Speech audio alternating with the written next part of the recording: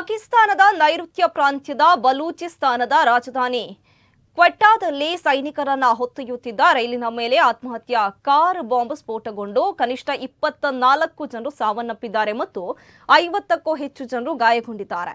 ಪಾಕಿಸ್ತಾನದ ಪ್ರಧಾನಿ ಶೆಹಬಾಜ್ ಶರೀಫ್ ಅವರ 4 ದಿನಗಳ ಚೀನಾ ಭೇಟಿ ಮತ್ತು ಬೀಜಿಂಗ್ನಲ್ಲಿ ಚೀನಾದ ಅಧ್ಯಕ್ಷ ಕ್ಸಿ ಜಿನ್ಪಿಂಗ್ ಅವರೊಂದಿಗಿನ ಭೇಟಿಯ ಹಿಂದಿನ ದಿನ ಈ ದಾಳಿ ನಡೆದಿದೆ.